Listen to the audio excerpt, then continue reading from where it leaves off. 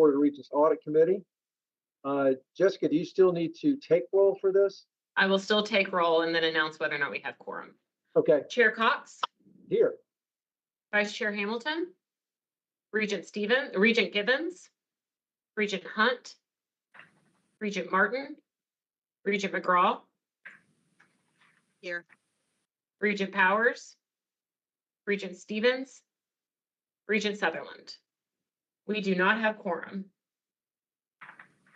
So we can say that the minutes to the meeting existed, but we can't approve them, right? Correct. So we'll fast forward through that one. And we'll turn it over to Todd to give us an update on the Fire Commission audit. Certainly. Thank you, Chair Cox. As we've gone through this over the last year, we had two audits. One was with the Legislative Review Committee. The other was with the Auditor of Public Accounts. The only outstanding item that we had as of the last meeting involved some changes in legislation that went through in House Bill 419. You have some of the details there, but it was regarding some somewhat confusing language that we had interpreted one way and the LRC staff interpreted a different way. We asked for some clarification on that. It was put into a reform bill in House Bill 419. And so that was signed into law by the governor on April 13th, meaning that all the audit findings and recommendations have now been corrected, and those two audits are complete.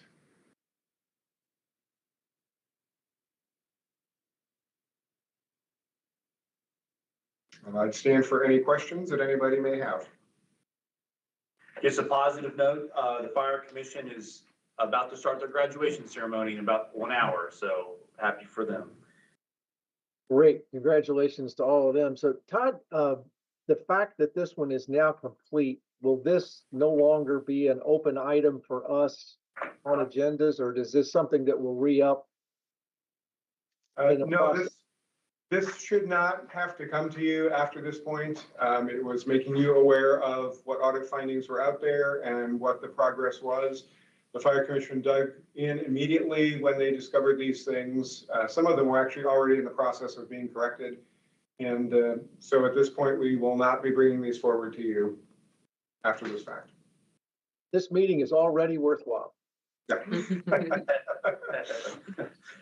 Yeah, can Okay. I just offer a huge kudos to you guys for really being so diligent and so deliberate and really knocking these out. I mean, like a huge commendation to you. It really job well done.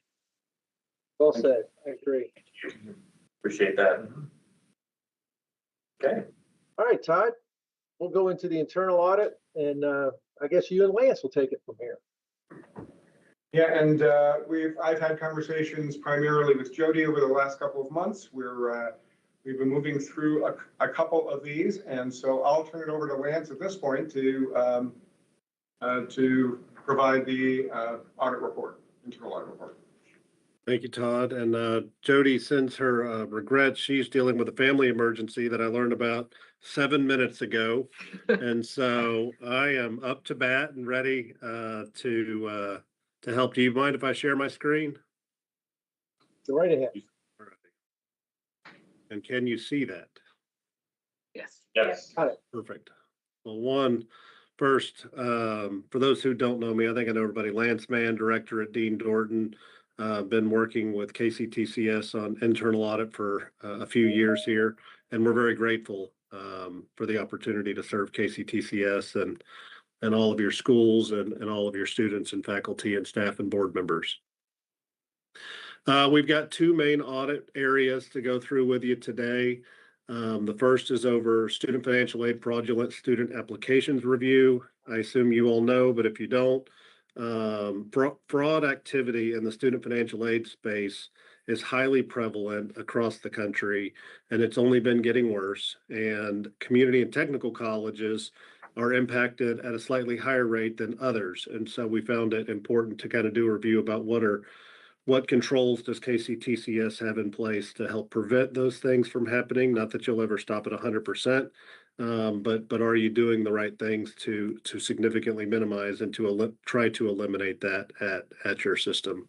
The second area was around capital projects review. In all of your infrastructure, you always have a variety of capital projects going on, so it's good to make sure you've got good internal controls over those areas. Please stop me if I'm going too fast, or if you have any questions, let's answer those as they go.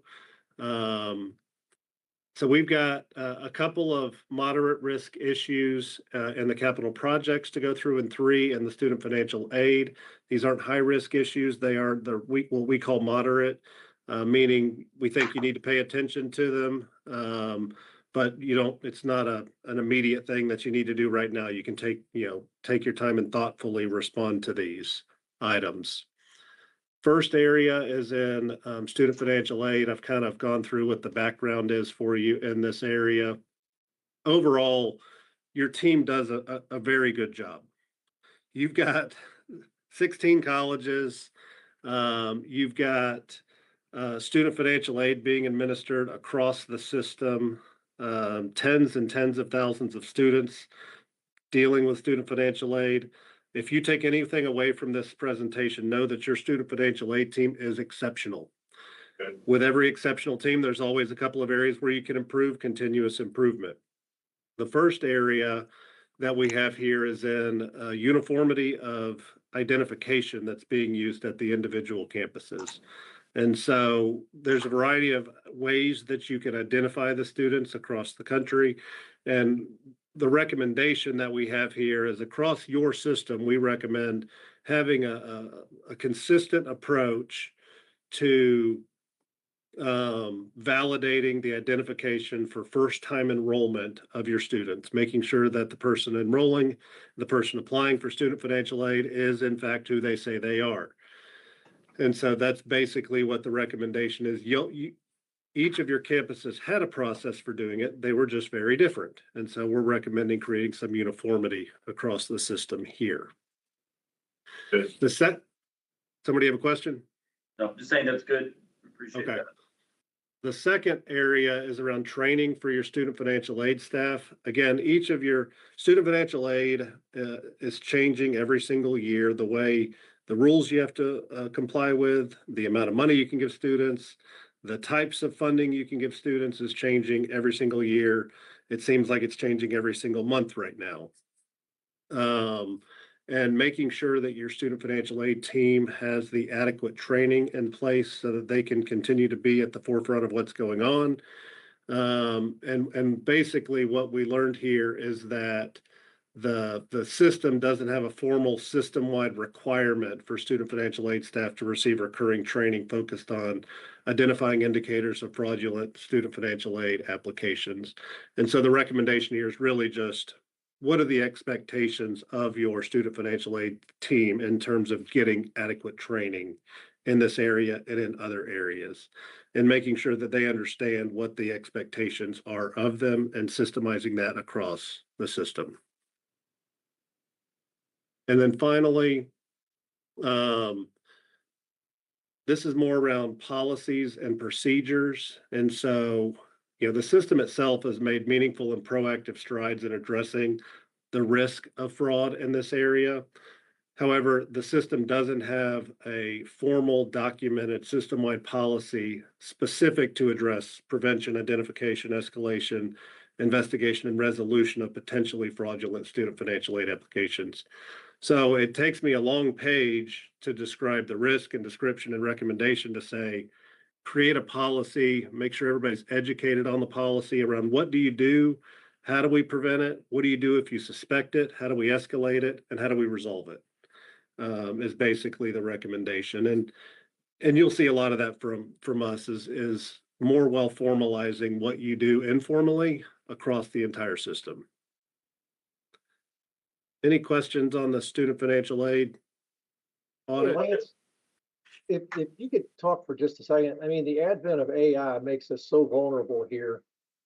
And it puts people who want to do bad things in a better position than they've ever been. Are there things from an AI perspective that from a counter AI perspective that we need to be considering? Yep, I'll come back to opportunity number one is basically how to make sure that the person that you're trying to approve student financial aid for is in fact that human. And that it's, there's a lot of controversy around IDs and identification, but if you're going to be receiving a check, I feel like you should have to identify yourself. Right. If you don't mind, just a comment, as recently as yesterday, I met with the Deputy Secretary of U.S. Department of Education, and this came up, and they're recommending some new software for us to look at. The other thing about this is that, last year we could tell if there's a fraudulent person, if the IP address was an African country applying for us as a student. And so that is now becoming, Russ, to your point, AI driven to the point where assignments are actually being completed through AI bots for these online classes. So they're mimicking, submitting, assignments through the drop and add date so they can get the check. We have committed some extra supplemental money towards this past year, but we'll continue. But this is something all of higher ed, unfortunately, is dealing with right now. But we appreciate these recommendations. And I should have mentioned that you all are investigating a software to also help with the identification side of things. That was in the action plan here at the bottom of this page. Yeah, good. And I would just note on that second item around training, we did have all the financial aid officers come to the system office. After this was completed, they come in. We started doing some training. We're going to continue to do that. So we recognize this is something that we need to do more effectively with our colleges. Yep. And Todd, I'll tell you, if you ever need outside speakers, we have a team that actually goes into colleges and does training for student financial aid staff. And for existing clients, we do that for free. Okay. Sounds affordable. Right. Yes. Yeah. He had it for free. Second area is around capital projects. Basically, from an internal audit perspective, we're looking at what policies and procedures in place do you have around capital project approval, capital project performance, and then capital project closeout. What communication protocols are in place throughout the capital project process? What's the communication process for change orders? What's the communication process for making sure you're understanding when it's placed into service? All the different aspects of it. We have two, sort of areas that we saw that could provide some level of improvement. The first is around project communication and oversight practices. What we found through interviewing staff and a questionnaire we sent around is there's just a lot of differences in how stakeholders are informed, how often project updates are provided, how much visibility is provided into the status, how's the timeline going, and the project progression. And in addition, there were some concerns raised about contractor performance related to timeliness and quality. And basically what our recommendation is should you have some form of standard performance or standard communication protocols in place, standard progress reports that should be, at least for projects of a certain size.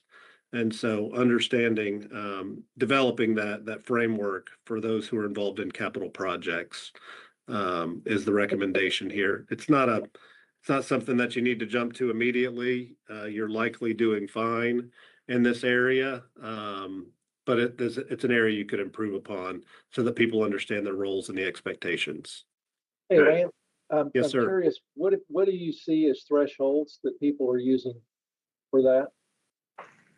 Every entity is going to be different. With KCTCS, I don't think you need, if you're replacing an HVAC unit for $25,000, probably not, but any project over $100,000 would probably, in my mind, follow this type process. Now, if Todd came back to me and said, we have 100 of those going on right now, we might have to look at that, but I think $100,000 is a reasonable, because in theory, that's a, multi-month capital project at least. And so you could implement that. Yeah, one of the things that's worked well for us here, we started a few years ago an approval authority matrix that very clearly states at what level you have capital or authority to sign. And it just brought a clarity across the organization to, how that has to work and, where my line ends and I need to go to the next level. So we may want to think about, going forward, if there's a way to layer that across the system so we're consistent, that'd probably be a good idea. And I do think KCTCS has a purchasing authority already or approval authority in place. It's really that communicating the progress report across those who need to know it was this specific recommendation. Right. I'm right in saying that, aren't I, Todd, that you already have the approval authorities in place? We do.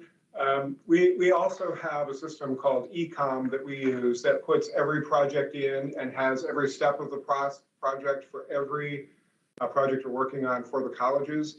I think what we noted in this is that we weren't doing adequate enough training so people had access to it. And occasionally there were a couple of staff members, there were some delays. We've corrected that with the staff members.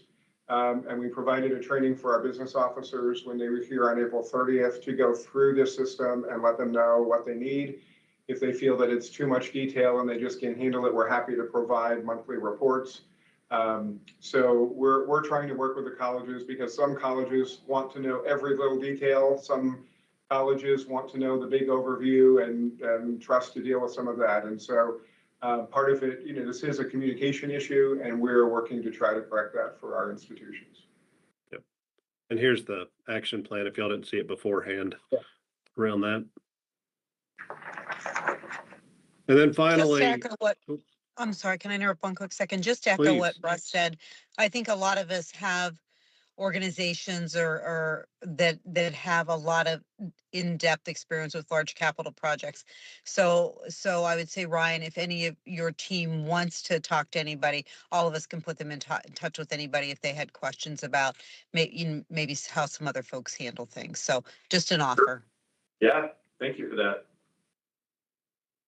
And this is sort of a carry on to what Todd just mentioned around training of staff around the various systems, forms, and approvals that you have in place. What we encountered was a different level of understanding around the systems, processes, forms, approval processes amongst the different colleges. And so this is purely a recommendation to provide some more adequate training, which it sounds like is already in place or planned to have in place in the future to make sure that those involved in capital projects understand start to finish around what all they need to be doing.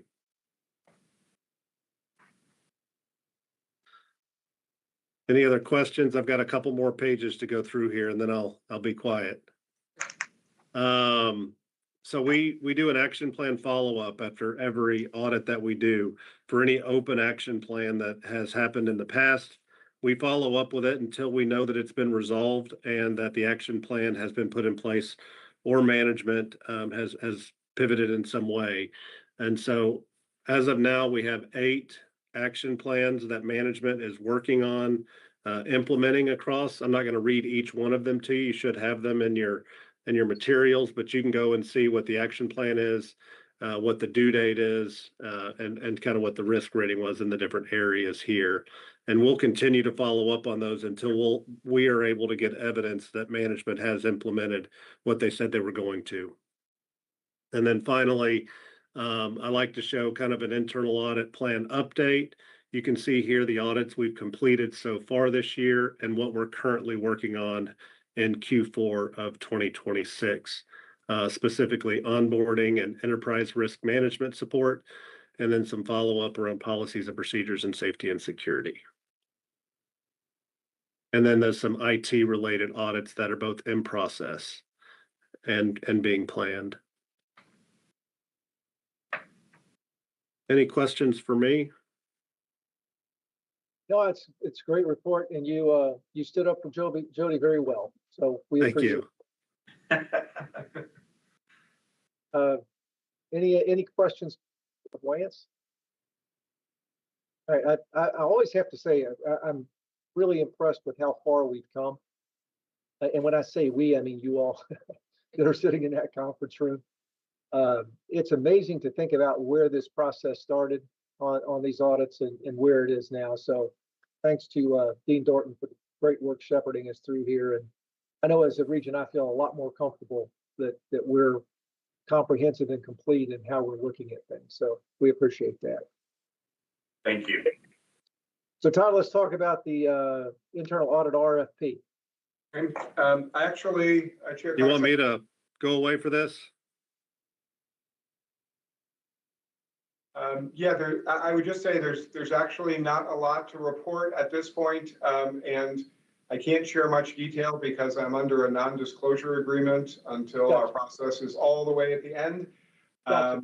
We are in the process. A committee was formed. We've had some proposals that have been sent to us, and we expect that we will have some resolution by the June board meeting, which we can share. Sounds great.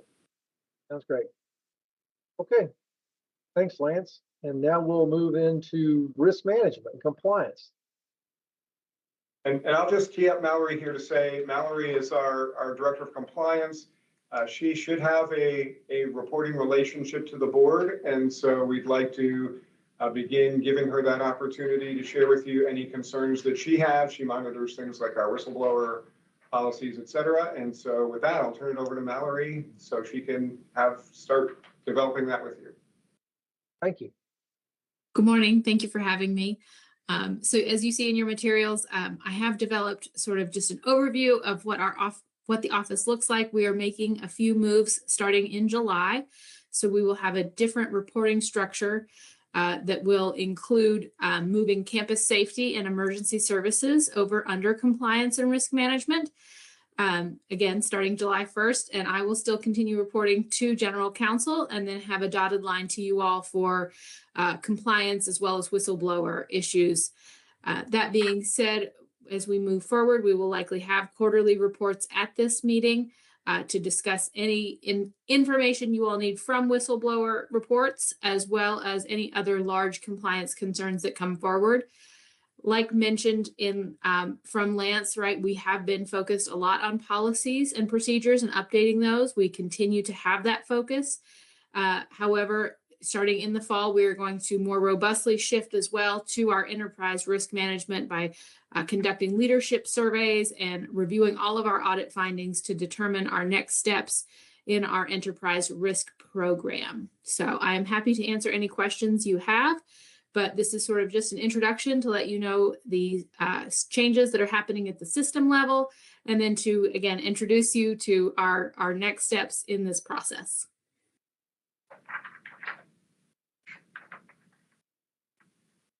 Just want to say Mallory and the team are doing a great job over the past 2 years. Obviously, we're reviewing areas of risk and trying to figure out ways to mitigate that.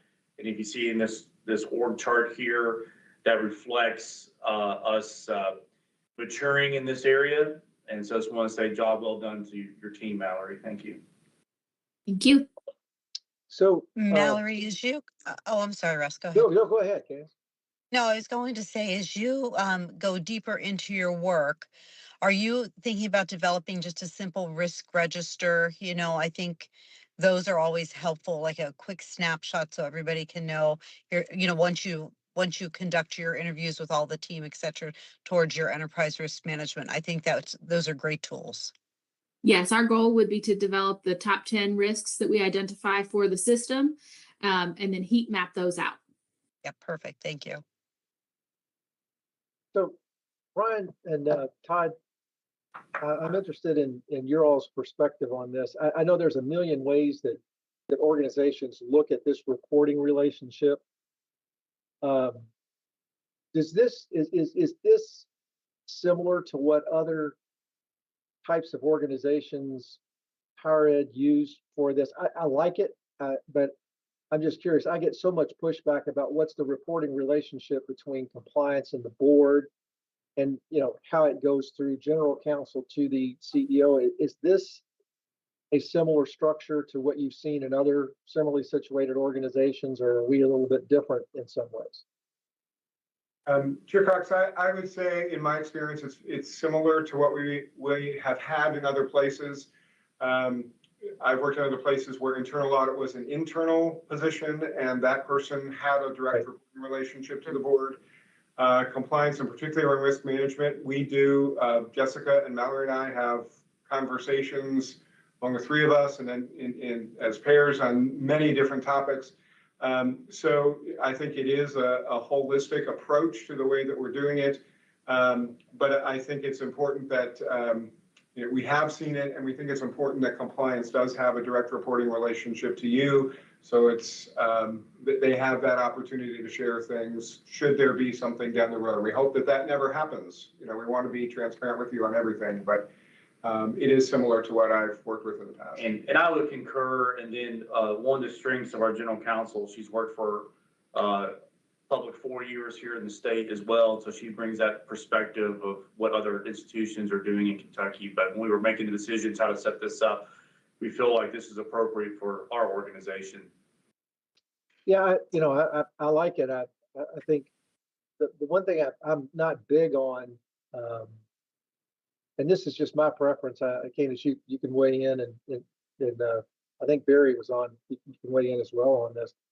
There's a lot of organizations and a lot of recommendations about, I don't know, you know, every meeting going into executive session, you know, with only the compliance person and the board. And I've never been a big fan of that unless we're dealing with something that has to do specifically with the president or the general counsel. I think these ought to be open discussions that are very transparent. And like I say, with the exceptions, if we're dealing with issues that apply to the individuals or the individual areas, I've been more of a fan of, you know, let's make it a regular reporting, but let's make it inclusive so that we all know and understand. And I'm sure there's some open records implications of what I just said there, Jessica. So correct. You know, the Opens Meetings Act only allows a very few number of reasons why we can enter into closed session. Now, if we're talking about the discipline or termination of a specific employee, that is a reason why we could go into closed session. But again, it's very limited. So more often than not, I would say 95% of the time, these conversations would occur during an open meeting. And then short of the conversation being about something that the KCTCS president or general counsel was involved in, I would imagine we would be in those closed sessions as well as invited individuals to stay. And the other thing I wanted to comment on this structure, Mallory did a lot of research on both how the other institutions in the state, as well as similar community college organizations and systems to us, are structured. It's pretty much evenly split as to where compliance and ERM live, and as well as internal audit. Typically, it's either in the general counsel's office or under like fiscal services, Todd's related area. And then like Todd mentioned, and from my experience with both being at a residential 4-year and when I was in private practice having 4-year clients, is that typically either there's an internal audit position at the university that reports, has a dotted line to the board, or it's structured the way we have here. perfect. Any questions? Russ, yeah, Russ, can I just make a comment on that? I understood everything that was discussed and I agree with, you know, everything is better in the sunlight. I just want to ensure that, you know, the compliance officer understands they have an obligation to come to the chair of the audit committee, not to cast aspersions to anybody around the table, but that's a duty to report to the audit committee if they would feel there's a problem internally, particularly with top management. And that's the only sort of, when you go into executive session, that gives that person the ability to say that freely. And so I just think, you know, emphasizing there's an obligation to pick up the phone and make certain reporting requirements if need be. Absolutely. Yeah. Good. Well said. Thank you. Okay. Mallory, anything else? No, thank you very much for your time and I appreciate it. Hey, we look forward to working with you and appreciate the good plan that's out there. Okay. Just a few of us, but very efficient. So is there any new business that committee needs to address? Okay. Jessica, I don't know that we need anything other than just a nod of the head to say we're done, right? Correct. We can't have a motion to adjourn, so Chair Cox, you can just dismiss us and we'll go on our way. One thing I get to do. Yeah, exactly. Hey, thanks for joining in. Thanks for the good work. Staff, thanks for what you do. I'm amazed at where we've come.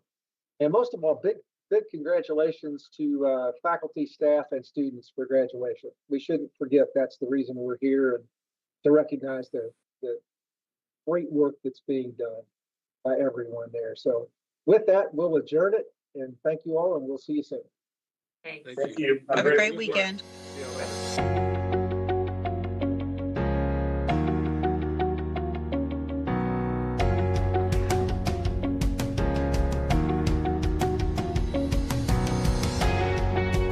We're still in there.